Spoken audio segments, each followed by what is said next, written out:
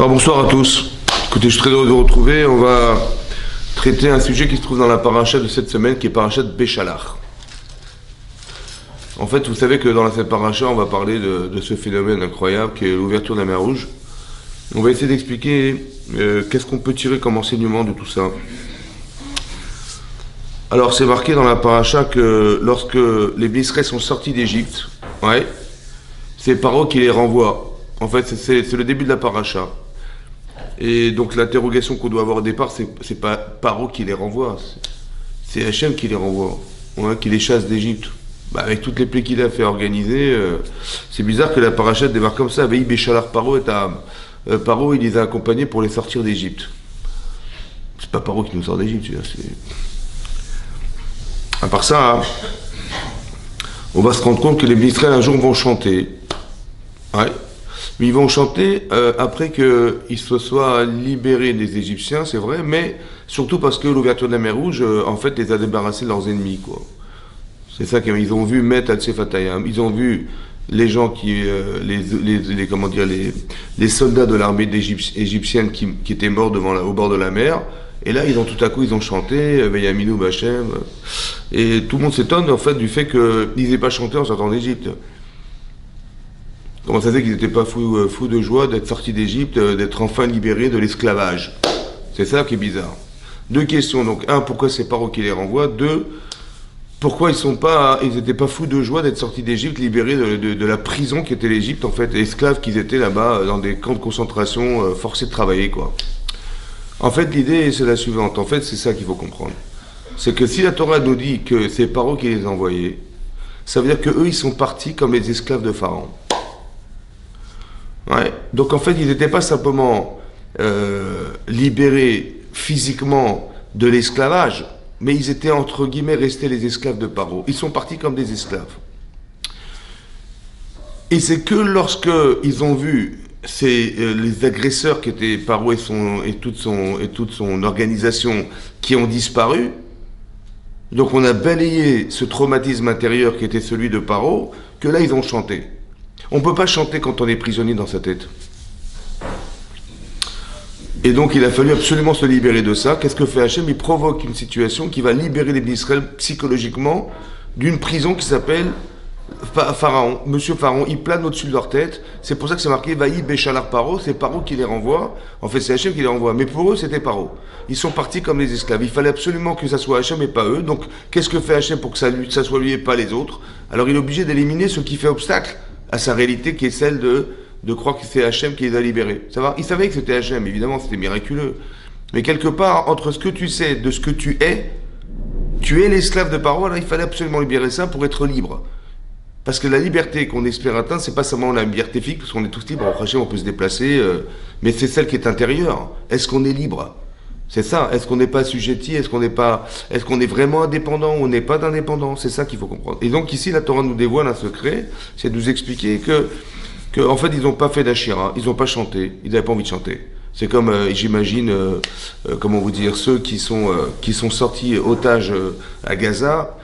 Ils étaient fous de joie de retrouver leurs parents, mais est-ce qu'au fond d'eux-mêmes, ils ne sont pas prisonniers de tous les traumatismes qu'ils ont traversés à Gaza avec toutes les... Je ne sais pas ce qui s'est passé là-bas, mais ça n'a pas été très facile, ça va? Et ceux qui sont restés encore, ça fait plus d'1 an que ça a duré. Donc ça veut dire qu'il faut absolument comprendre ici que la Torah nous parle de il y a deux sens de liberté. Il y a celle qui est physique et celle qui est mentale, qui est plus importante, en fait c'est la mentale. Qu'est-ce que fait Hachem? Donc Hachem, il renvoie les Israël. Et qu'est-ce qui va se passer?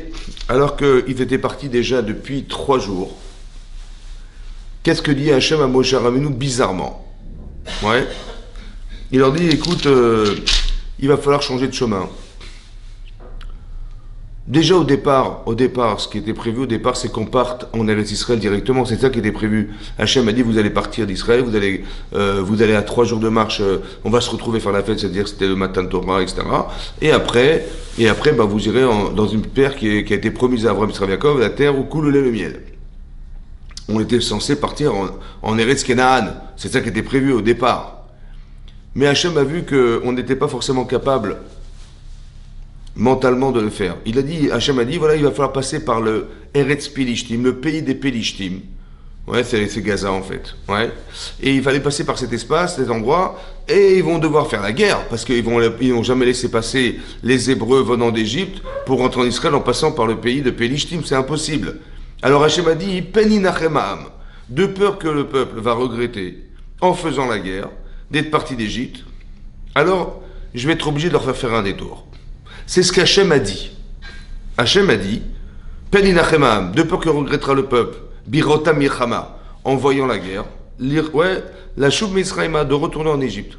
C'est-à-dire que le projet que je me suis engagé à faire, que de leur faire les diplômes d'Égypte, les sortir d'Égypte, si au final ils vont faire la guerre, ils vont rebrousser chemin et retourner en Égypte, à quoi ça sert tout ce que j'ai fait? Alors, on va faire un détour. Voilà ce qui est marqué dans la Torah, c'est ce qu'a dit Hachem. Mais non, c'est pas ce que dit Hachem. C'est pour ça que c'est très intéressant de savoir ce qu'il a pensé. Parce que non, c'est pas ce qu'il pense. La Torah est en train de nous expliquer des cheminements qu'il a dû suivre pour nous amener quelque part. Ça va? Maintenant, nous, on n'est pas censé savoir qu'on est peureux. Parce que c'est marqué juste dans la paracha, ils sont sortis d'Égypte, Beyad Rama. En français, ça veut dire la main haute. Et Rachid expliquait, ça veut dire quoi la main haute? Rachid expliquait, on est parti sûr de nos forces, et en plus de ça, reconnu par le monde qu'on était très fort. Donc non seulement on se sent fort, ouais, Gevura, Gevoa, on avait Gevura, Gevoa, c'est-à-dire une puissance élevée, mais en plus de ça, on se savait être reconnu puissant, voilà. Donc on est parti psychologiquement avec des forces. Lesquelles, c'est de savoir, voilà, on a vécu la sortie d'Égypte, on a vécu toutes ces plaies, etc. On se sent sûr de nous, quoi. Mais Hachem, il sait qu'au fond, il y a un problème. Il sait qu'on n'est pas capable de se battre. Alors qu'est-ce que fait Hachem? Il nous fait faire un détour. Vaïseva, mais on n'est pas parti en Guadeloupe, hein. On n'est pas parti non plus dans des îles extraordinaires, on est parti dans le désert. Bon, il y a deux problèmes. Un, c'est pas la route qu'on devait suivre. Deux, c'est pas la destination. On espérait quand même mieux. Et en général, quand ça se passe comme ça se passe mal. Donc c'est quoi ce détour? On perd du temps, on va aller, au lieu d'aller au nord-est directement, on va pousser passer le désert. Quel désert? On perd du temps, et à part ça, c'est le désert. Attendez, il n'y a rien à faire dans le désert. Il n'y a que du sable partout, à perte de vue du sable. On n'a rien à faire dans le désert. Je sais pas, c'est pas ce que t'es prévu, on va râler. Alors pourquoi Hachem, il aurait faire un détour? Et vous allez voir que la solution est dans le détour. C'est ça qui est très intéressant. C'est-à-dire que dans la vie, ça ne se passe pas exactement comme on avait prévu. Alors que c'était Karov, comme c'est marqué, c'était proche, on était proche de RS Pélishtim, on était proche du pays de Pélishtim, c'était facile d'arriver en Eretz Israël, c'était proche, mais c'était trop proche, c'était trop tôt en fait. On n'était pas prêt à faire la guerre contre les Pélishtim, qui Karov, parce que c'était trop proche, trop tôt, alors il fallait faire un détour. Ça veut dire que lorsqu'on n'est pas prêt psychologiquement à confronter quelque chose, alors pour ne pas nous mettre en échec, Hachem nous fait faire un détour. C'est comme ça qu'il faut le réfléchir. Quand ça n'a pas été exactement comme tu le pensais, tu dis ouais mais c'est à cause de lui, à cause de ça, à cause de quoi, je sais pas quoi. Arrête de réfléchir comme ça. C'est à cause du désert, c'est à cause du Moshe Rabbeinu, c'est à cause de... Non. C'est qu'en vérité, ce que tu atteins, ce que tu dois atteindre en vérité, tu n'es pas prêt psychologiquement pour le confronter. Alors viens, on fait un détour. Mais de ce détour-là, c'est pas qu'on veut te faire perdre du temps. C'est qu'on va, dans ce détour, t'apprendre soit à t'aguerrir, soit à te faire savoir pourquoi je t'ai fait faire un détour. Ça va? On se croit fort, Hachem il pense qu'on ne l'est pas. Alors il va nous faire un détour. Qu'est-ce que fait Hachem? Bizarrement. Il dit au bout de 3 jours, on a voyagé au bout de 3 jours. Au bout de 3 jours, il dit à Moshe Rabbeinu, dis-leur de revenir à un jour de marche là où il se trouve. Donc on revient en arrière, on retourne en Égypte. On a marché 3 jours, on s'est éloigné de l'Égypte. Hachem dit à Moshe, dis-leur de revenir en Égypte, à un jour de marche de là où il se trouve. Donc finalement, on a marché 4 jours, pour se retrouver à 2 jours de marche de là où on vient. Mais pourquoi Hachem nous fait un truc pareil? On ne comprend pas. Alors Rachid nous explique que c'est le Midrash qui dit que parmi les Hébreux et les Égyptiens qui sont sortis d'Égypte, parce qu'il y en a qui sont sortis d'Égypte, il y avait des espions que Paro il a introduits dans ceux qui sont partis. Parce qu'on était censé partir 3 jours, pas plus. Et donc ces espions-là, qui étaient soi-disant des convertis, etc., ils ont dit, mais attendez, on a dit qu'au bout de 3 jours, on revient. Ça fait 3 jours, il faut retourner en Égypte. Et Moshe leur a dit, mais attendez, si Hachem nous a dit qu'on doit continuer, on continuera, il n'y a pas de... Vous avez compris? Et là, ils ont commencé à discuter avec eux, et finalement, ils sont repartis en Égypte. Pourquoi faire? Pour dire à Paro, vous savez, ils sont qu'à 2 jours de marche. Ça vaut le coup de les récupérer. Et là, tout à coup, le cœur de Paro se retourne. C'est ce qui est marqué dans la paracha. Lui et ses serviteurs. Et il va se dire, mais c'est vrai qu'ils sont pas si loin. Mazot Asinu, qu'est-ce qu'on a été faire? Mishalach et Israël m'a venu de renvoyer les Bnei Israël alors qu'ils nous servaient. Voilà ce qu'il regrette en fait d'avoir laissé partir les Bnei Israël alors qu'ils nous servaient. Là où on avait besoin d'eux, ils étaient là. Et là, tout à coup, Paro se retourne, et donc qu'est-ce qui va se passer? Il va nous pourchasser. Mais en fait, ils n'étaient pas convaincus, ni l'armée, ni les Égyptiens, de partir nous pourchasser dans le désert. Vaïkar, il les a pris. En fait, il les a soudoyés. En leur disant, mais écoutez, je vais vous donner beaucoup d'argent, j'ai des trésors cachés, vous inquiétez pas, je vais vous payer, venez, suivez-moi. On va gagner la guerre. Et donc, ils sont partis. Et là, quand ils sont arrivés devant la mer Rouge, donc on est le 7e jour de la sortie d'Égypte, le fameux jour du Shvi'i Shel Pessah, le 7e jour de Pessah où on lit la Shira dans la paracha de Pessah, Paro il s'avance. C'est lui qui s'avance, c'est lui qui est devant le front. Paro, il est devant le front. Et là ils suivent. Et là les Bnei Israël lèvent les yeux. Et ils voient les Égyptiens arriver. Veillireu meod. Ils ont eu très peur. Et là il y a eu 2 réactions dans le peuple juif. Il y a des gens qui ont crié vers Hachem. Ils ont demandé de l'aide. Et il y a d'autres qui ont dit, ils ont été voir Moshe, ils ont dit, mais qu'est-ce que tu as été faire de nous sortir d'Égypte? Quoi, il manquait des cercueils, il manquait du bois là-bas, pour faire des cercueils en Égypte, pour qu'on soit obligé de mourir dans le désert. On aurait préféré rester esclave en Égypte, même si on devait souffrir, mais vivant, que de mourir dans le désert. Khadal Bimeno disparaît de nous, on ne veut plus te voir. Voilà ce qu'ils ont dit. Ça va? Qu'est-ce que dit... Et donc c'est ça qui va se passer. Mais vous avez compris ce qui s'est passé ou pas? Ils ont dit, mais qu'est-ce qu'on a été faire de sortir d'Égypte? On aurait préféré rester esclave en Égypte que de mourir dans le désert. À cause de quoi? À cause de la guerre. Vous avez vu ce qui se passe ou pas? En fait, ce qu'eux ne savaient pas, c'est qu'ils avaient peur de la guerre. Alors Hachem dit, je vais te faire savoir que psychologiquement, tu n'étais pas prêt à faire la guerre. Et tu aurais rebroussé chemin comme tu as envie de rebrousser chemin tout de suite. C'est-à-dire que ce qu'on vit est la solution à notre problème, qu'on ne sait pas. Parce que nous, on se sentait fort. Nous, on est sûr de nous, vous avez compris. Hachem, il sait qu'au fond de nous, on n'est pas capable de surmonter une difficulté. Qu'est-ce que fait Akadosh Baruch Hu? Il nous fait confronter une situation qu'il a lui-même créée, et on va s'entendre dire qu'on a eu tort d'être sorti d'Égypte, on n'aurait jamais fait. Vous avez compris? Comme c'est qu'on devait... Hachem, il aurait tellement aimé qu'on dise merci Hachem de m'avoir fait savoir que j'étais fragile. Parce que ce détour, il m'a permis de savoir que si, Béhémet, on était parti directement en Eretz Canaan, on aurait dû confronter les Pélishtim, on n'aurait jamais fait la guerre, on serait retourné en Égypte. Et ce projet aurait disparu. Mais ça, je ne le sais pas, moi. C'est ce qu'Hachem, il nous a fait savoir à travers la Torah. Ça veut dire que les événements qui sont préparés dans nos vies personnelles sont là pour être des révélateurs d'une inconscience qui n'est pas acceptée par soi. Ou du moins qui est méconnue de soi. Ils ont dit, mais qu'est-ce qu'on a été faire de sortir d'Égypte?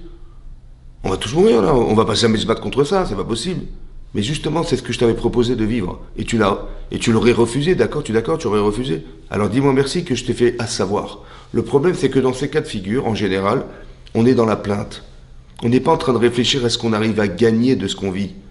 Mais on va se plaindre, tu te rends compte, regarde, voilà où on se trouve, on est dans le désert, et il y a la guerre, et machin. En fait, on fait des constats de situations, en fait, qui nous handicapent, plutôt que de réfléchir, mais pourquoi ça nous est arrivé? Qu'est-ce que ça a révélé chez nous? Qu'est-ce que j'apprends de cet événement? Qu'est-ce que je peux tirer de ce que j'ai appris à avoir dû confronter les Égyptiens? Vous avez compris? Ces questions-là, on aurait dû se les poser, on ne se les pose pas. Nous, les questions qu'on se pose, mais qu'est-ce qu'on fout là? Vous avez compris? C'est ça le piège.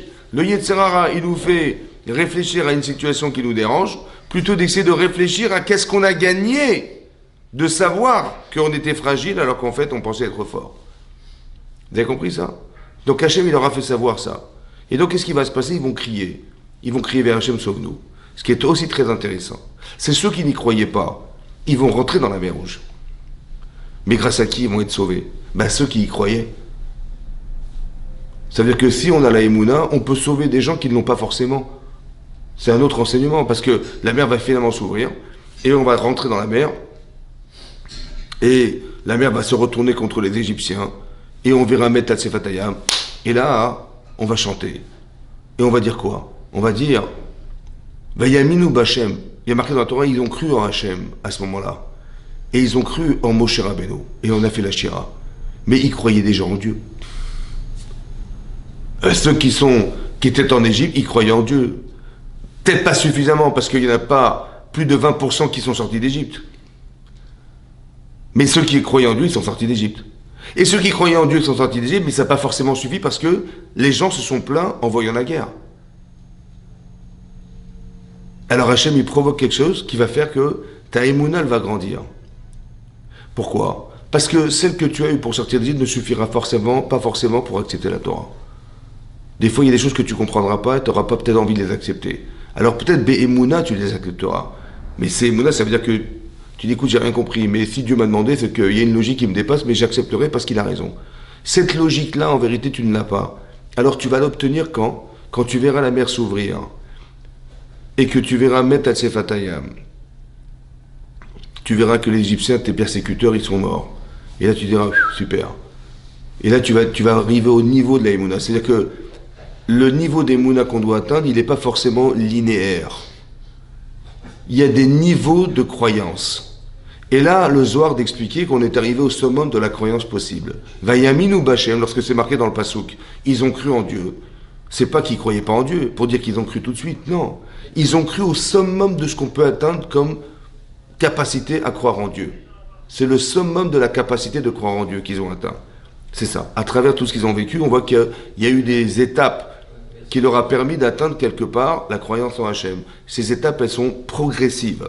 C'est ça que fait Hachem. Donc il est provocateur de situations qui vont amener les Israël à crier vers Hachem. Pourquoi la mer s'est ouverte? Comment la mer s'est ouverte? Alors, c'est marqué dans le Midrash, c'est un Midrash qui se trouve dans Tehilim. Vous savez que quand on dit à Rosh Chodesh, ou à Pessah, ou dans toutes les fêtes, on fait le Hallel. On lit le Hallel. Il est marqué dans le Hallel, Ra'a Ayam Vayanos. Elle a vu la mer, et elle s'est écartée, elle s'est sauvée. En faisant allusion à la mer qui va s'ouvrir. Oui, la mer rouge. Vayar Ayam, elle a vu la mer, et elle s'est écartée. Demande de Midrash, mais qu'est-ce qu'elle a vu? Il y a marqué dans le passouk, c'est un passouk dans Tehilim, ouais, Ra'a Ayam Vayanos. Elle a vu la mer, David Amelach a écrit, elle a vu la mer et elle s'est sauvée. Demande de Midrash, mais qu'est-ce qu'elle a vu pour se sauver? Qu'est-ce qu'elle a vu pour s'écarter? Laisser la place, elle s'est sauvée. Alors il a marqué qu'elle a vu le cercueil de Yosef. Que vous savez que les ossements de Yosef ont été récupérés en Égypte par Moshe Rabbeinu, parce qu'il avait eu la promesse d'être enterré en Eretz Israël, en Eretz Canaan. Ça va? Et donc on a récupéré ces ossements pour les amener dans le désert qui va lui permettre de retrouver sa sépulture en Israël. C'est ça qui était prévu. Elle a vu la mer, elle a vu les ossements de Yosef. Et alors c'est marqué Vayanos Mepne Anas. Ça veut dire quoi? C'est que quand Yosef, il a été éprouvé par la femme de Potiphar, vous savez que ça fait 1 an déjà qu'elle lui court après madame. Et elle veut absolument avoir des enfants avec lui. Elle lui a même proposé de tuer son mari pour l'épouser. Parce qu'elle a su par des astrologues qu'elle aurait des enfants avec lui. Ça va? Donc elle veut absolument réaliser ce qui est marqué dans le ciel, elle veut absolument l'épouser. Et donc elle veut avoir des enfants avec lui. Et lui, il se refuse à ça, il veut pas, et tout ça. Et c'est un sadique, c'est-à-dire qu'il refuse de se livrer à cette femme, alors que ça fait 1 an qu'elle lui court après. Elle lui court après depuis 1 an. Elle fait change 3 fois par jour, elle lui propose de coucher avec elle, tout ça. Jusqu'au jour où il y avait une fête à l'époque en Égypte, une fête religieuse. Et donc tout le monde est parti à la fête, et son mari, il va voir Potiphar, il va voir sa femme, en disant, voilà, on y va, c'est l'heure de partir à la fête. Elle dit, écoute, je suis souffrante, je ne peux pas partir. Et donc elle reste dans cette maison, et lui s'en va. Et bien évidemment, Yosef n'est pas parti, c'était de l'idolâtrie, il n'est pas parti à cette fête religieuse idolâtre. Donc il s'est retrouvé seul avec elle. Et là, elle l'attrape. Elle lui dit, écoute, il faut qu'on soit ensemble et tout. Et là-bas, c'est marqué qu'il l'a poussé, il n'a pas poussé, pardon. Il s'est retourné, elle lui a arraché son vêtement pour le retenir, et il a lâché son vêtement, Vayanos, et il s'est sauvé à Khoutsa à l'extérieur. Il s'est refusé à elle. Ça, cette mitzvah-là, dit le Midrash, ça a ouvert la mer Rouge. Vayadnos mipne anas. Comme lui s'est sauvé d'éviter de faire cette affaire avec cette femme, alors la mer va s'ouvrir. Ça veut dire qu'on voit que quand on nous propose de faire une mitzvah ou d'éviter de faire une avera, ça permet à Kadosh Baruch Hu de dérouler le tapis de l'histoire et qui va utiliser ce qu'on a fait pour lui permettre de faire ce qu'il a projeté de faire un jour. Par le mérite qu'on a d'avoir refusé la avera ou d'avoir accepté la mitzvah. Vayanos mibne anas. Il n'avait pas envie de se corrompre avec elle. Il a dit, je suis désolé. Il n'avait pas pu, il s'est sauvé. Il a retenu son Yetzirah qui lui disait, mais vas-y, de toute façon, personne n'en saura rien. Puis il allait craquer. Et il a refusé. Et ça, ça a ouvert la mer Rouge. C'est ce qui a marqué dans le Midrash Rabbah. Ce qui a marqué dans l'Agma dans Sota, l'Agma dans Sota dit là-bas, pour une autre raison. Parce qu'il y a un homme qui s'appelait Nachshon ben Aminadav, qui faisait partie de la tribu de Yehuda, qui, lorsqu'il avait les Égyptiens arrivés, dans le désert, il est rentré dans la mer. Il est rentré dans la mer, il est rentré dans la mer, il est rentré dans la mer, il est rentré dans la mer, il est rentré parce qu'il a failli étouffer. Et à un moment où il allait étouffer, il a pris Hachem, et là la mer s'est ouverte. C'est une deuxième explication. La troisième explication, c'est celle qui est marquée explicitement dans la Torah. C'est marqué Veizarakou Hachem. Ils ont crié. Et le sroud, la mérite de la Emouna, ça leur a permis d'ouvrir la mer Rouge. Alors on ne comprend pas. C'est quoi? C'est Yosef? C'est Nachshon ben Aminadav? C'est la prière? C'est quoi qui a fait? En fait, on se rend compte d'une chose incroyable. Il arrive des choses aujourd'hui qui en fait ne sont pas issues de ce qu'on a réalisé aujourd'hui. Parce que si Yosef n'avait pas évité cette femme, et qu'il Nachshon était rentré, il se serait noyé. Si Yosef n'avait pas fait ça, tu peux crier toute la journée, ça ne marchera pas. Tu peux prier ce que tu veux, ça ne marchera pas. Si Yosef avait fait ce qu'il a fait, et que Nachshon n'était pas rentré dans la mer Rouge, la prière n'aurait pas suffi. Vous comprenez ce que je veux dire? Ça veut dire qu'il y a des événements qui nous précèdent, qui ont fait que le présent se réalise parce que quelque part des gens avant nous ont réalisé des choses qui nous ont permis d'avoir le mérite de réaliser ce qu'on fait aujourd'hui. C'est ça qui est marqué dans le Midrash. Que c'est le sroud de Yosef qui a permis à Nachshon ben Aminadav de rentrer dans la mer. Et cet engagement personnel, il a permis, grâce au fait à la prière aussi, de tous les d'Israël de crier vers Hachem, de pouvoir réaliser le fait que la mer va s'ouvrir. Vous comprenez comment ça marche? C'est ça qui est marqué là-bas. Ça veut dire qu'on se rend compte de la force d'une mitzvah. Incroyable. La force d'une mitzvah. Même là, vous savez, quand il y a eu le 7 octobre, ils sont rentrés à Gaza, ils sont rentrés de Gaza dans les... Il y a des gens qui ont dit, qui n'étaient pas très très religieux, mais un type, il a dit, mais moi, cette année, voilà, je suis agriculteur, on m'a dit qu'il fallait faire la Shemitah, c'est-à-dire de ne pas travailler la 7e année. Bon, j'ai dit, ok, je vais faire ça. Donc il n'a pas le bourré cette année-là. Mais le reste du temps, il faisait ni Shabbat, ni rien du tout. Hein. Mais cette mise il a faite. Il habitait, sa maison, elle était contre le mur palestinien. Les types, ils sont montés sur le mur, ils sont tombés sur sa maison, ils ont continué à marcher, ils sont partis, ils n'ont pas touché. Il y a beaucoup de gens comme ça qui ont été sauvés par des mitzvot. Vous savez qu'il y a des gens qui avaient décidé de faire Shabbat, mais ils ne voulaient pas rester dans le kibbutz parce que c'était pas respectueux du Shabbat. Alors chaque Shabbat, ils partaient ailleurs. Ça va? Dans un endroit plus religieux. Et les gens, des Arabes qui travaillaient dans les kibbutzim, ils savaient exactement qui se trouvait dans chaque maison, les parents qui s'y trouvaient, le nombre d'enfants qui s'y trouvaient. Ils avaient fait des listes carrément pour prévenir le Hezbollah, le Hamas, de dire, voilà, il y a tant de personnes dans cette maison, vous pouvez les tuer, il y a tant de maisons. Alors qu'ils avaient travaillé pour eux pendant des années. Ils les ont trahis. Et là, ils ont dit, ne rentrez pas dans cette maison, il n'y a personne, ils ne sont jamais là le Shabbat. Alors qu'ils étaient là le Shabbat. Ce jour-là, exceptionnellement, ils sont restés là-bas Shabbat. La famille qui était religieuse et qui faisait Shabbat, mais qui partait tous les Shabbats ailleurs, ce type-là, il leur a dit, de toute façon, ne rentrez pas, il n'y a personne. Ils ont été sauvés parce qu'ils étaient Shomer Shabbat. Ils gardaient le Shabbat, ils ont été sauvés par la mitzvah du Shabbat. C'est ça qu'on dit, qui est Shmera Shabbat? Car celui qui garde le Shabbat, quel Ishmerini, Dieu le protégera, Dieu le gardera. Ça veut dire que quand on fait Shabbat, on est protégé, on ne se rend pas compte, mais autour de nous, on est protégé parce qu'on fait Shabbat. Et c'est ça qui leur a sauvé la vie. À part le fait qu'on a des parents qui ont fait, ou des grands-parents qui ont fait des choses dans leur vie, et que si aujourd'hui on a une forme de lucidité, une forme d'envie, etc., que ce soit religieux, en vérité c'est ancestral, c'est ça qu'on nous apprend ici. C'est pas quelque chose qui vient de nous, forcément de nous, etc., mais qui a déjà été organisé, préparé déjà depuis longtemps. C'est ça qui est marqué là-bas. Et donc c'est pareil, ça veut dire que si Yosef n'avait pas évité cette femme, ouais, de tout son cœur, pourquoi en vérité cette épreuve était importante? Et quel rapport y a-t-il avec l'ouverture de la mer Rouge? Et quel rapport avec le Matan Torah, le fait qu'on va recevoir la Torah? Parce que vous savez que quand on a traversé là, avant, quand on a vu les Égyptiens arriver, là-bas, on pense qu'on a eu peur à cause des Égyptiens qui allaient nous faire la guerre. Mais Rachi ramène au nom du Midrash qu'ils ont vu un ange qui était le protecteur de ce pays d'Égypte. Vous savez que dans chaque nation, il y a un ange qui le représente.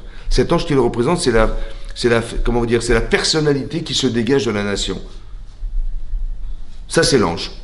Et donc l'ange a dit à Hachem, quand ils sont entrés dans la mer Rouge, il y avait les Hébreux devant et les Égyptiens qui leur couraient derrière. Et l'ange a dit à Hachem, eux qui sont devant, ils pratiquent l'idolâtrie. Et ceux qui sont derrière, ils sont aussi pratiquants d'idolâtrie. Pourquoi tu vas tuer les uns pour les autres? J'espère que tu ne vas pas les tuer, les Égyptiens qui représentent la nation de laquelle je suis responsable. Voilà ce qu'a dit l'ange à Hachem. Il a dit, je suis désolé, ceux-là vont recevoir la Torah. Ça veut dire que la potentialité de recevoir la Torah nous a suffi pour nous sauver de la traversée de la mer Rouge. Il fallait avoir le mérite de survivre. C'est jamais gratuit. Alors Hachem dit, ceux-là, ils vont recevoir la Torah.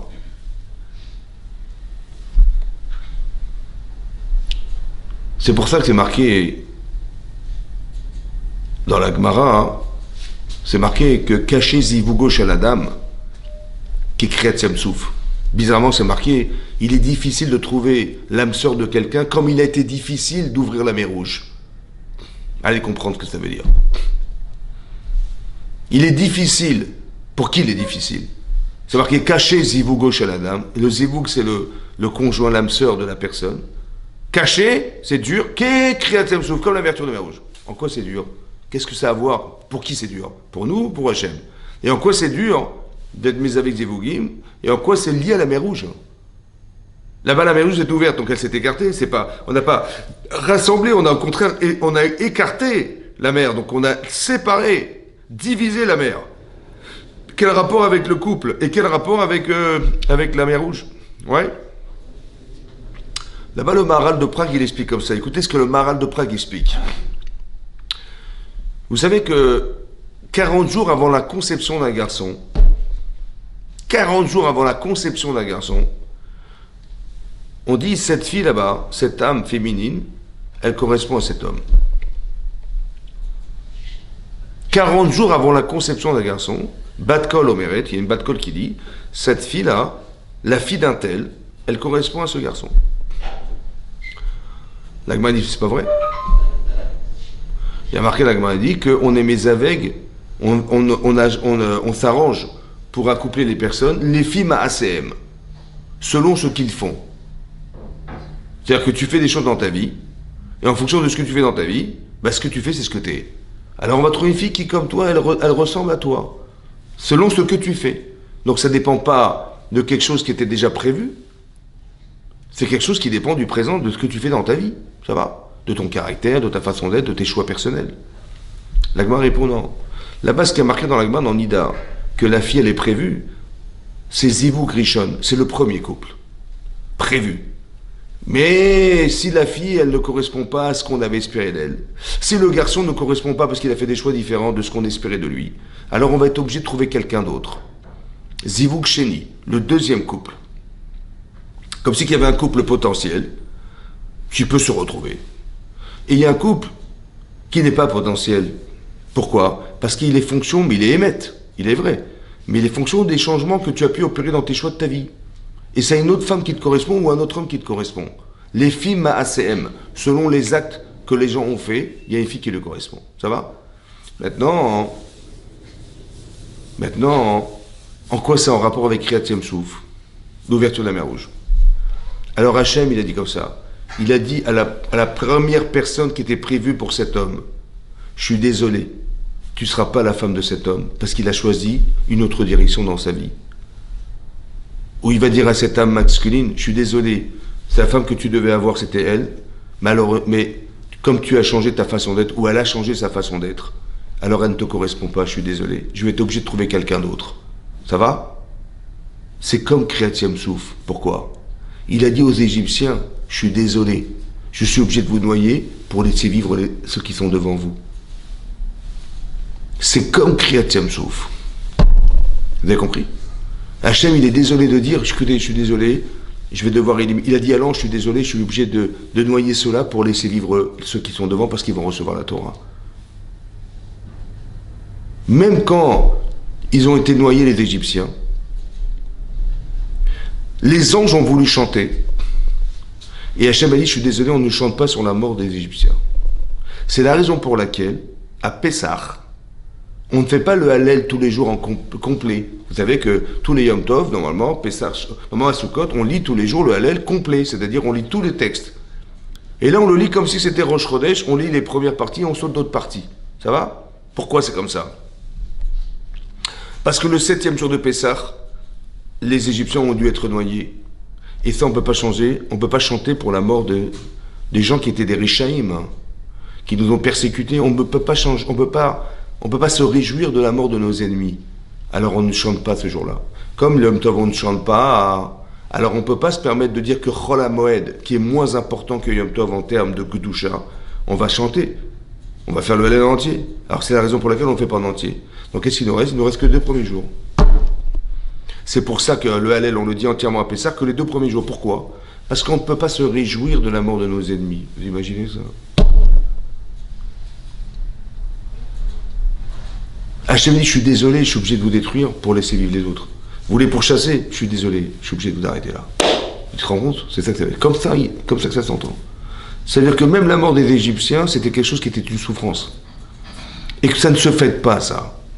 Il n'y a pas de réjouissance particulière à s'être débarrassé de nos ennemis. Ça n'existe pas, ça. Vous savez pourquoi c'est comme ça? Vous savez pourquoi? Parce que d'être un rachat, c'est un choix. On n'est pas censé faire des mauvais choix dans la vie. Ben, Paro, il a décidé de nous assujettir au travail. C'est un choix. Et Hachem, on a expliqué qu'il s'est toujours acharné pour lui faire changer d'avis. C'est-à-dire que tous les intérêts personnels qu'il avait, il a essayé de les éliminer pour qu'il ait le choix de dire que je n'ai plus rien à défendre. Je suis plus le roi d'Égypte, je suis plus le dieu du Nil, etc., etc. Ben, qu'est-ce que j'ai rien à défendre, donc je vais pouvoir les libérer. Si tout ce qui m'empêche de les libérer, c'est parce que ça serait une défaillance que le roi d'Égypte, il libère des gens comme ça, qu'est-ce que diront les gens? Il va y avoir des manifestations, et ça j'ai pas envie d'entendre. Que le dieu du Nil, il ait pu libérer des gens comme ça, le dieu du Nil, cette puissance qui représente le dieu du Nil, mais ça peut pas. Oui. Ah, c'est ça qui t'en empêche, alors tu n'es plus le dieu du Nil. Ah, c'est ça qui t'en empêche, alors tu n'es plus le roi d'Égypte. Ça veut dire que si tu te défends de ne pas les libérer sous prétexte que tu es le dieu, parce que tu es le roi, parce que tu machin, bah écoute, tu es plus ça. Donc en fait, tu n'as rien à défendre, vous avez compris? Hachem, en détruisant le Nil et en détruisant l'Égypte, il a essayé en vérité de le libérer du parti pris qu'il avait, qu'il empêchait de libérer les Israël, d'être lucide. C'est ça les plaies d'Égypte. C'est pas qu'on a voulu leur frapper dessus, c'est pas ça. Non. C'est de le libérer d'une conscience qui l'empêchait de nous libérer. C'est ça qu'il a essayé de faire teshuva à Paro. Ça n'a pas marché. Il est resté rachat, il est resté sur ses idées. Mais c'est un choix. Alors si c'est un choix, ça veut dire que tu as décidé d'être un rachat, mais tu aurais pu être le contraire. Alors je ne peux pas me réjouir de ton mauvais choix. Pour moi, tu es un tzaddik. Seulement, tu as fait le choix d'être un rachat. Mais c'était pas prévu, c'était pas ça. Je t'ai pas fait naître sur la terre pour que tu deviennes un rachat. Alors Hachem, il ne peut pas se réjouir de la mort d'un ennemi. Pourquoi? Parce que la potentialité qui existe en lui, c'était jamais d'être un rachat.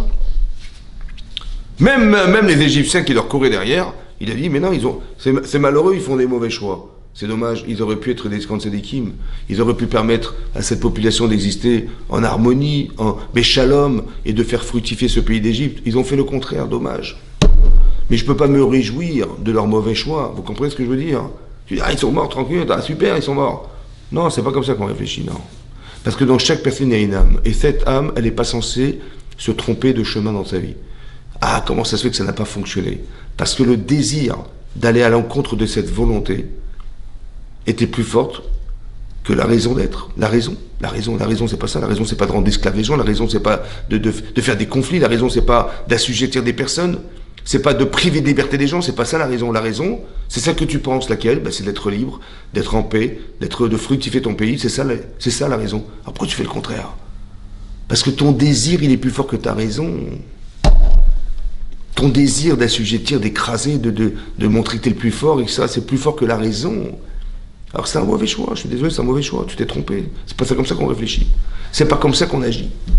Alors je peux pas me réjouir de tes mauvais choix. C'est pour ça qu'Hachem me dit, non, on chante pas.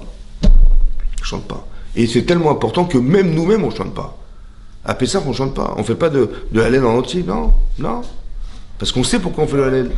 Mais pas pour ça. Non, je suis désolé, on fait pas pour ça. Qu'est-ce qui va se passer, Kriyat Yam Souf? Alors on revient dans le contexte. Qu'est-ce que fait Hachem? Il les fait sortir d'Égypte, on arrive le 7e jour, ils ont vu les Égyptiens, ils ont vu carrément l'ange de l'Égypte qui représente l'Égypte. C'est de ça qu'ils ont eu très peur. En voyant ça, ils ont dit, waouh, on va pas se battre contre ces hommes, on va se battre contre le représentant, on va dire, dans le ciel de l'Égypte. C'était beaucoup plus grave. Ça veut dire d'une remise en question d'un peuple qui va disparaître, c'est énorme. Et donc, ils ont eu très peur de ça. Et là, ils ont crié vers Hachem. Et il y a des gens qui se sont plaints. Il y a des gens qui se sont plaints en disant, mais ils ont été voir mon cher, mais qu'est-ce qu'on a été faire de sortir d'Égypte? Il y a des gens qui ont crié vers Hachem. Alors ce qui est intéressant ici, c'est le contexte. En fait, devant toi, tu as une armée égyptienne, armée jusqu'aux dents, qui va t'attaquer. Ça va? À droite et à gauche, tu as le désert. Et derrière toi, tu as la mer. La marque là-bas, ils ont dit, mais venez, on va les attaquer, disent les Égyptiens. Sagar aleem hamidbar. Sagar, en hébreu, ça veut dire ils sont enfermés dans le désert. Ça veut dire qu'ils étaient bloqués, pris en étau, entre les Égyptiens, la mer et le désert. Ils ne pouvaient plus sortir.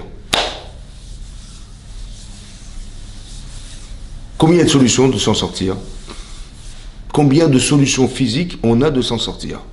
Bah, tu veux faire la guerre, tu vas la perdre, c'est sûr. Si tu veux rentrer dans la mer, bah, tu vas mourir noyé. Si tu rentres dans le désert, tu ne peux pas survivre dans le désert.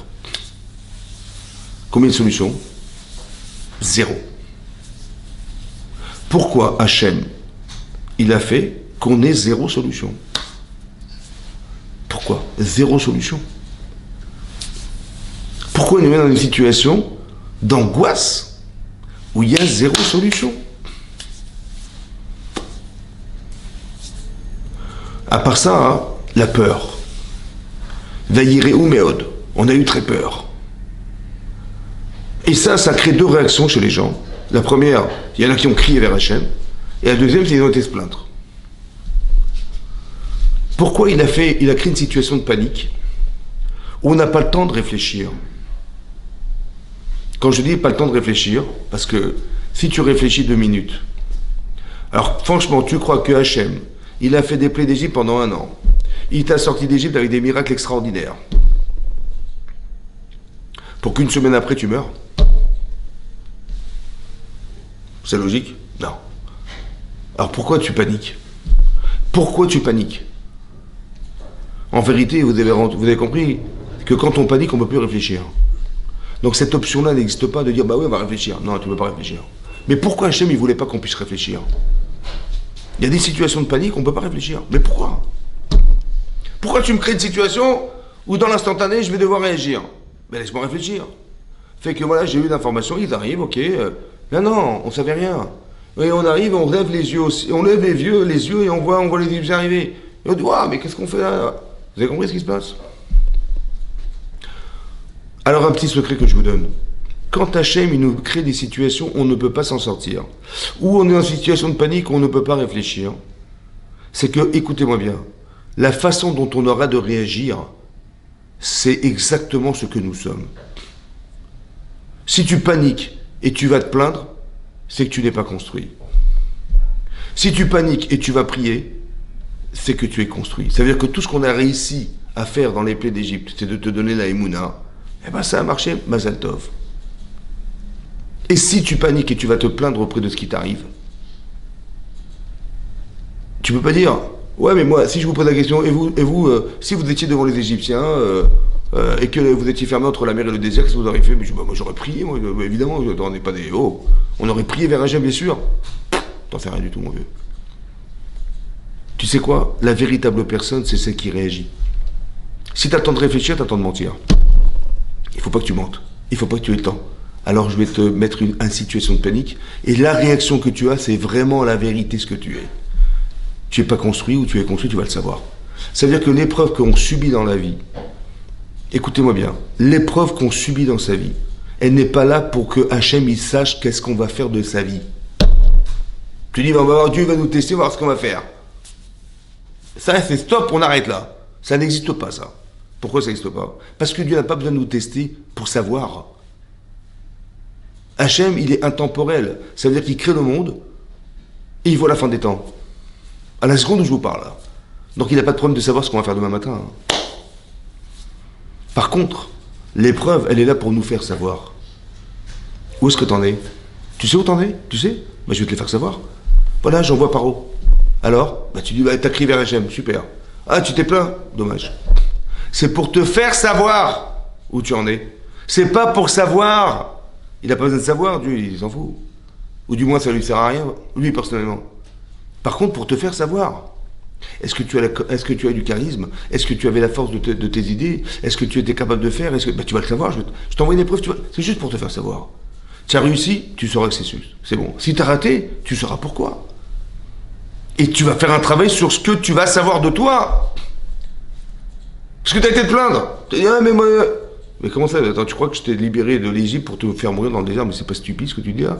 Bah oui, mais j'ai eu peur. J'ai compris, mais t'as des peurs qui ne sont pas solutionnées dans ta vie. Oh, il faut les enlever, ça. C'est pour te faire savoir que des fois c'est psychologique. Tu crois être fort. Tu vois, tu as eu peur de la guerre. Alors je te fais savoir que tu t'es fragile psychologiquement. Tu t'es plaint, donc c'est-à-dire que tu crois y croire en Dieu, bah tu crois pas en Dieu, tu crois pas en Dieu. Du moins pas suffisamment. Parce que comment tu as pu croire que Hachem il t'a fait ça pour te laisser mourir dans le désert? C'est ridicule. Vous comprenez ou pas? La réaction instantanée, c'est la véritable raison d'être des personnes. Parce que je ne sais pas ce que je suis. Bah, il va dire, ouais, on va voir comment tu vas. Et quand tu réagis, bah, il y a des gens qui vont crier vers Hachem, il y en a qui vont. Comment ça se fait qu'il y a des gens qui ont vécu exactement la même chose? Ils ont vu les mêmes miracles. Pareil, tout pareil. Et il y a des gens qui vont se plaindre, et il y a des gens qui vont croire en Dieu. C'est incroyable quand même. Ils ont tous vu pareil. Ils ont vu la dame, Sfardé, Akili, Marov, tout. Ça a duré 1 an. Ils ont vu les mêmes images, les mêmes émotions, ils ont vu tout pareil. Et pourtant, finalement, ils n'ont pas réagi de la même manière. Comment c'est possible, ça? Comment c'est possible? Bah, si tu vois un événement, bah, tu le traduis pour toi, mais tu comprends, c'est vrai. Ah non, bah, ils vont se plaindre encore, ils vont se plaindre. Comment c'est possible? En fait, je pense qu'il y a 2 façons de voir les choses. Les gens vont vous dire, Hachem, il est superbe, il est extraordinaire.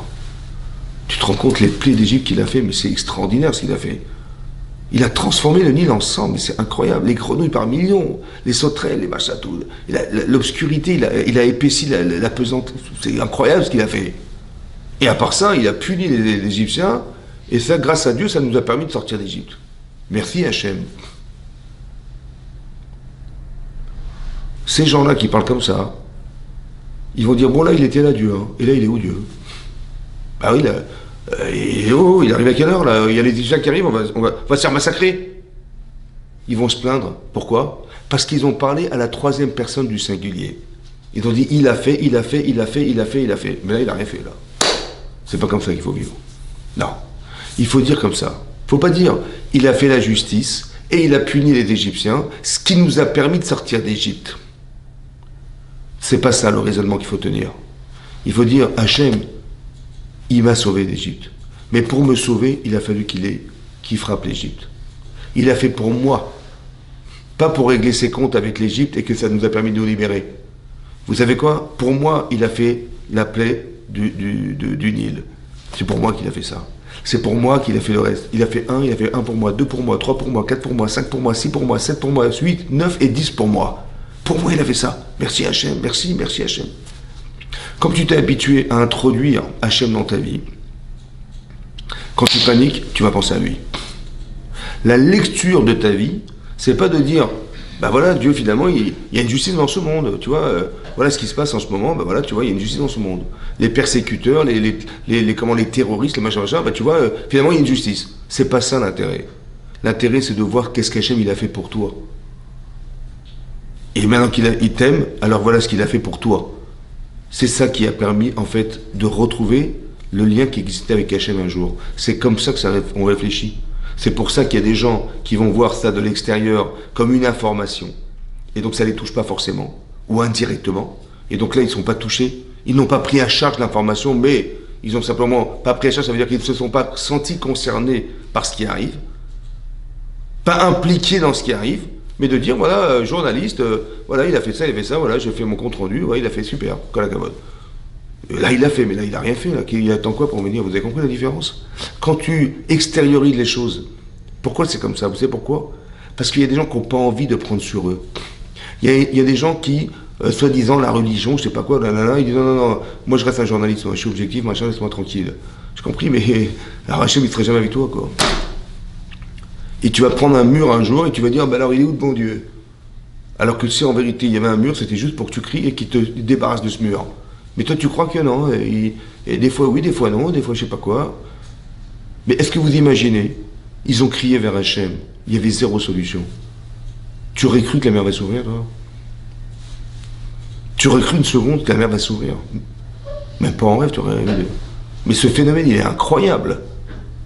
Tu aurais cru que tu vas crier vers Hachem, sauve-moi, et il va t'ouvrir la mer rouge? Non mais franchement, c'est impensable. Ça veut dire que quand tu as le courage de prier Hachem et de demander de l'aide, Hachem il fait tout pour toi. Encore faut-il qu'y croire. Ouais, c'est ça le problème. Encore faut-il y croire. Ça veut dire que c'est très important, ce qui est marqué là. C'est pourquoi c'est important. Parce que je vais vous dire un truc.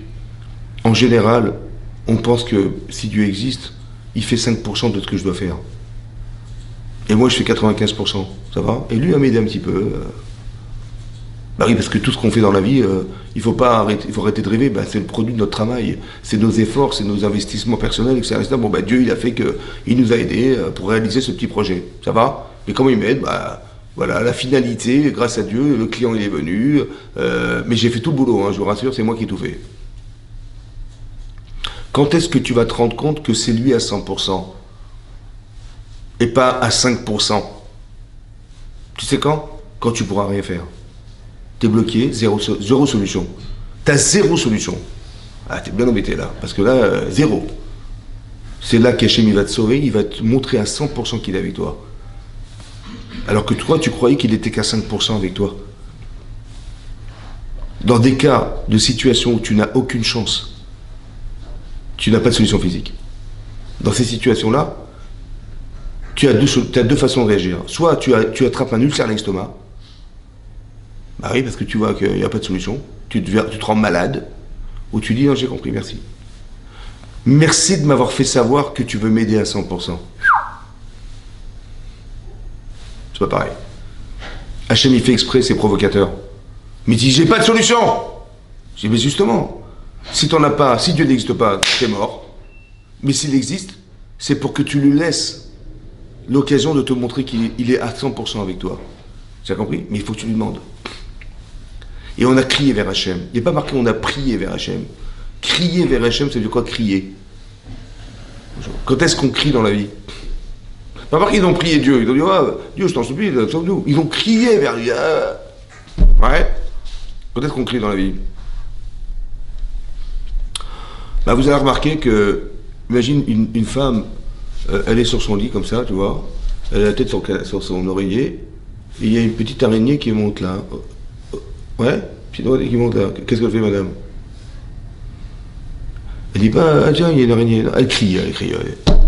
Tu dis, elle est dans sa cuisine, tu dis, mais elle fait un cri énorme. Je dis, qu'est-ce qui s'arrive? J'ai vu une souris passer. Mais depuis quand? Pourquoi on crie?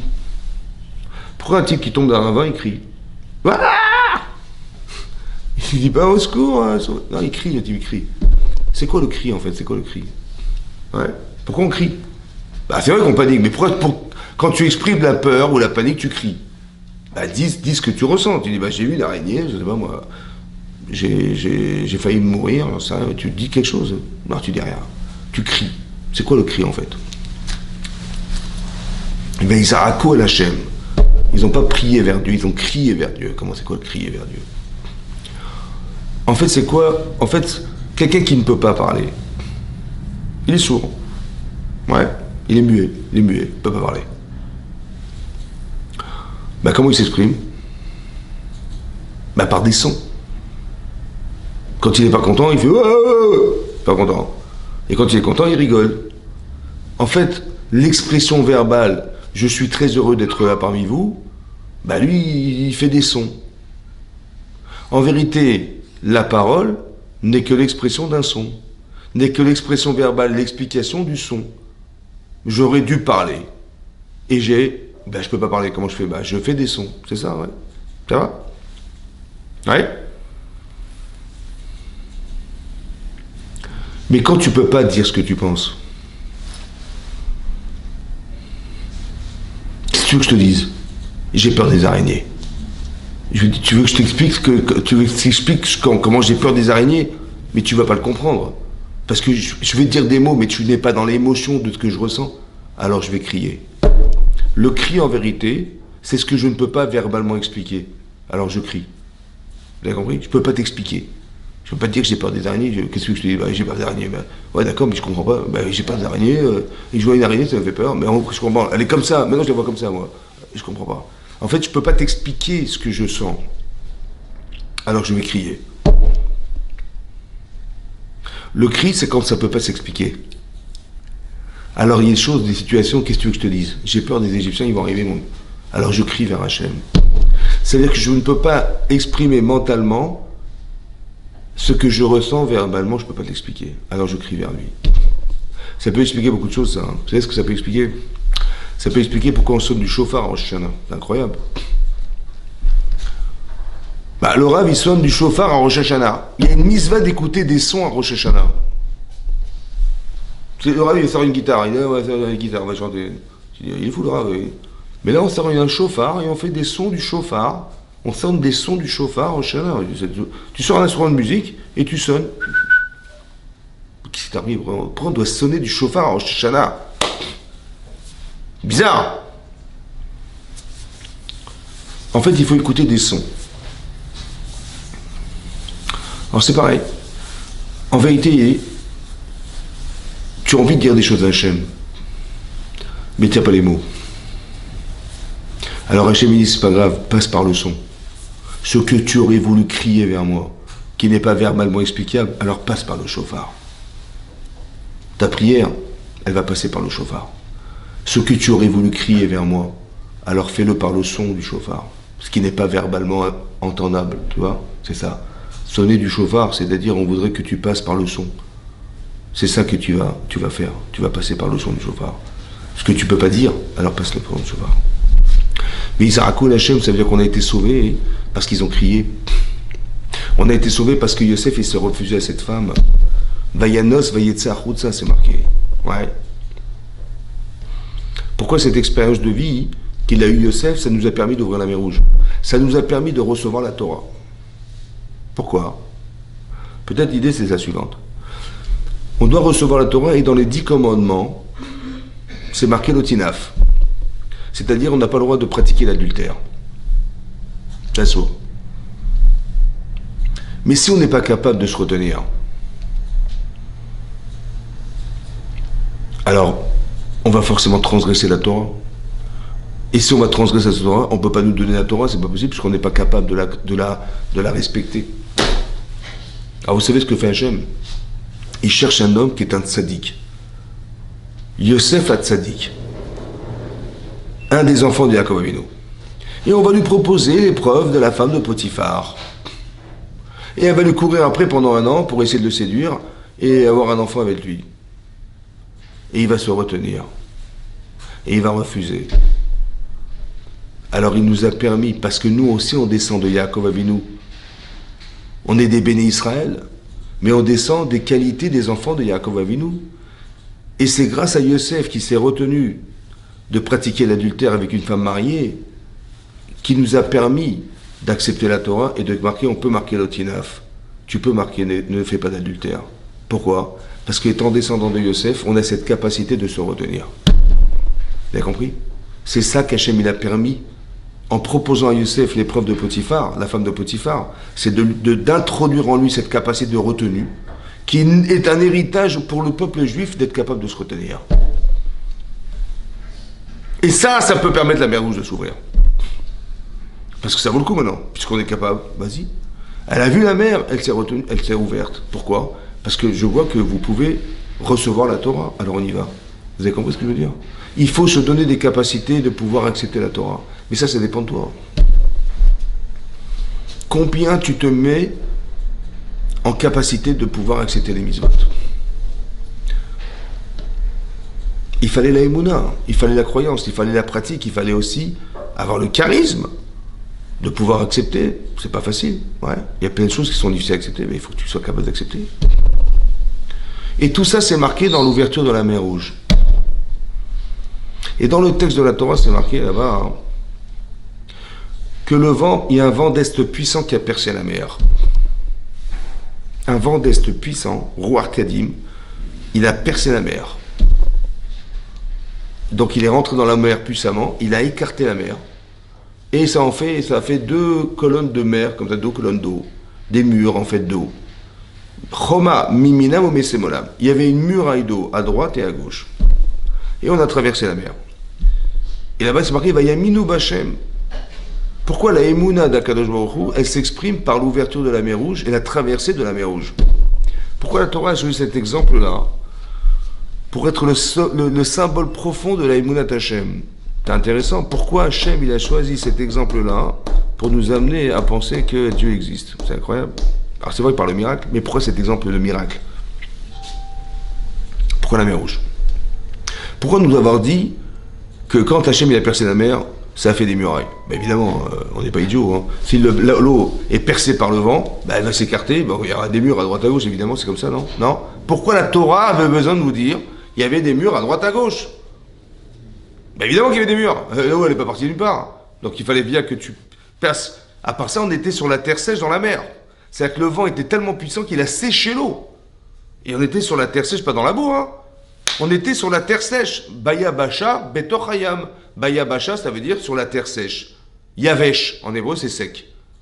Elle était sèche. La terre était sèche, on a traversé la mer. Mais c'est marqué, c'est un paradoxe, c'est marqué Betoch Hayam Baya Basha. Au début, c'est marqué au milieu de la mer, dans la terre sèche. Et après, c'est marqué l'inverse. Dans la terre sèche, dans la mer. Sur la terre sèche, dans la mer. Pourquoi on a inversé le texte? C'est marqué dans la Torah Baya Basha Betoch Hayam.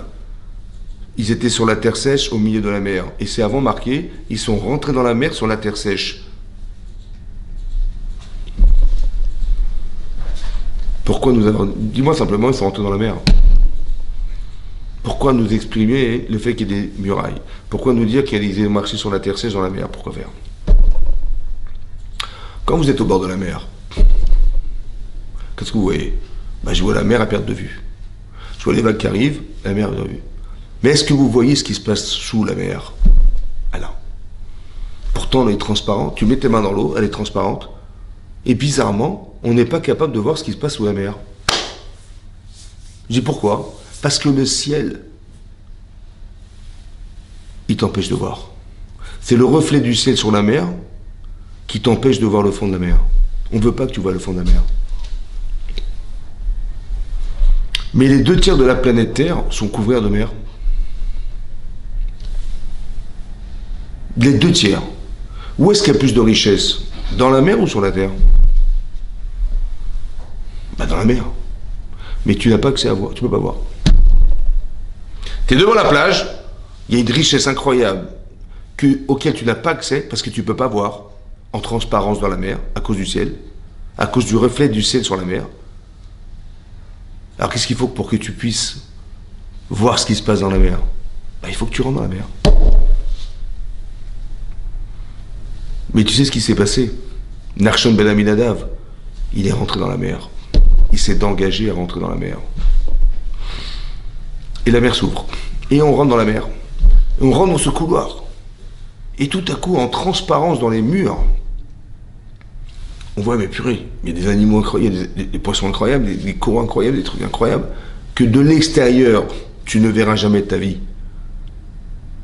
Mais si tu es capable de rentrer dans la mer, tu vas voir des choses que jamais de ta vie tu n'aurais pu imaginer.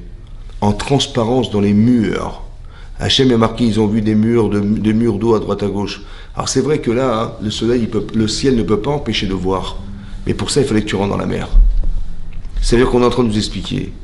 Tant que tu ne rentreras pas dans la Torah, tu pourras toujours de l'extérieur dire ouais, tu ne sauras jamais rien. Mais sache une chose, que quand tu rentres dans la mer, tu peux te déplacer sur la terre sèche dans la mer. Au départ, il faut rentrer dans la mer sur la terre sèche. Mais il fallait rentrer dans la mer. Maintenant que tu es rentré, tu es sur la terre sèche. Maintenant que tu es sur la terre sèche dans la mer, alors tu vas voir ce qui va se passer dans la mer. Comment? On voit transparence dans les murs. C'est ça le symbole de la Emouna. Le symbole de la Emouna, c'est que tu peux parler de l'extérieur, mais qu'est-ce que tu peux voir de l'extérieur? À l'extérieur de la mer, tu vois rien. Tu peux parler, tu peux dire, ouais, je vois les vagues, je vois les machins, mais il n'y a rien. Mais tu te rends compte que toute la richesse se trouve dans l'eau. Mais qu'est-ce que tu attends de rentrer dans la mer? Qu'est-ce que tu attends de rentrer dans la Torah?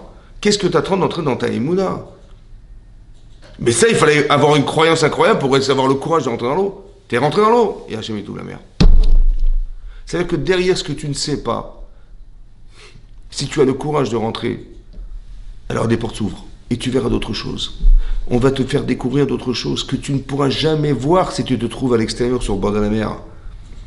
Mais ça, il faut avoir le courage de rentrer dans l'eau. C'est ça le symbole de la Emouna. Si tu n'avais pas cru en ce que tu ne vois pas, c'est-à-dire Hachem, et tu fais appel à ce que tu ne vois pas, c'est-à-dire Hachem, est-ce que la mer se serait ouverte? Non plus. On voudrait nous habituer à vivre avec ce qu'on ne voit pas.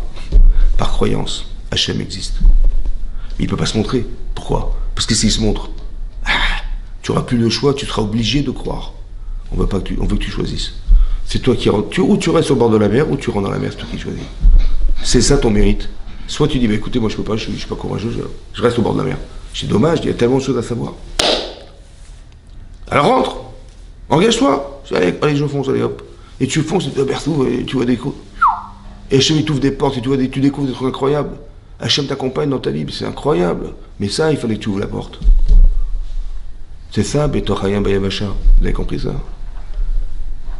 Tant que tu restes dans la tradition, dans les machins, on étudie jamais la Torah, on a fait les mitzvot, on ne connaît pas, il n'y a pas de problème. Tu restes au bord de la mer, pas de problème. Mais à la fin de ta vie, tu dis, qu'est-ce que ça fait? J'étais au bord de la mer. Mais tu sais ce qu'il y avait dans la mer, mon chéri? Tu sais ce que tu aurais pu découvrir? Et après, on va te montrer tout ce qu'il y avait comme richesse dans la mer. Tu dis, mais purée, mais j'ai raté ma vie, quoi, là. Bah oui. Il fallait juste avoir le courage de rentrer dans l'eau, quoi. Et si tu t'es rentré, tu verrais que la mer se serait ouverte. Tu dis, mais attendez, je vais me noyer, là. Pas du tout. Il faut avoir le courage de se rentrer dans l'eau, c'est ça la différence. Et quant à ça, c'est ça la Emouna Hachem. C'est pas quand ça t'arrange. Et c'est quand ça t'arrange pas forcément. Mais quand même, tu dis, allez, que j'y vais. Il faut avoir ce courage-là. Et quand tu as ce courage-là, tu vois que les portes s'ouvrent, c'est incroyable. Parce qu'Hachem, il l'a fait exprès pour que tu atteins encore un niveau d'Emouna supplémentaire. Et encore une croyance, mais ça ne peut pas se faire dans la facilité, forcément. Et plus c'est compliqué, des fois, plus c'est révélateur de la grandeur d'âme que tu as. C'est l'inverse de ce qu'on croit. Tu dis, les Israéliens, ils ont une âme exceptionnelle. Alors ils vont avoir les paro qui vont leur courir derrière, l'armée, les machins, tout ça. Mais pourquoi? Parce que ce qu'on veut te faire atteindre est énorme, en proportionnel à ce que t'es. Les animaux, ils n'ont pas de problème, des mounas. Les arbres, ça pousse, ils n'ont aucun souci. Il y a des arbres, ils ont 300 ans d'âge, aucun problème.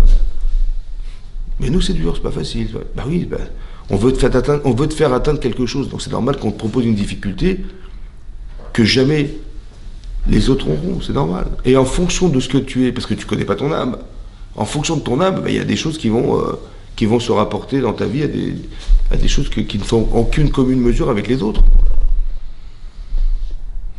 Tu as compris? C'est pas qu'on est contre toi, c'est que on voudrait que tu atteignes quelque chose. C'est pas qu'Hachem il est contre les Israël quand il les fait travailler en Égypte, c'est pas qu'il est contre eux quand il fait courir par eux derrière eux, pas du tout. Je veux te faire atteindre quelque chose. La Gemara dit dans Zvachim que les Israël, un juif, c'est comme une olive qu'on presse. On en sort de l'huile. L'huile est en toi, mais il faut qu'elle sorte. Il faut qu'il y ait une pression qui va s'exercer sur toi pour que ça sorte. Et le meilleur de toi va sortir. C'est ça qu'on va essayer de faire. Le meilleur de toi. Et ça passe par la émouna, ça passe par le courage. Et ça se construit déjà au départ. Il faut le construire chez nous déjà, ça.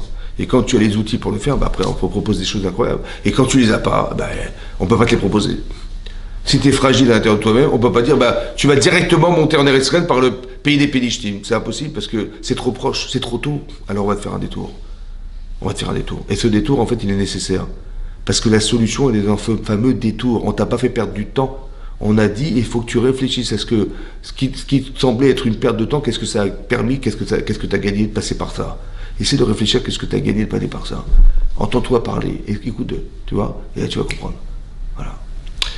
Chazak Baruch.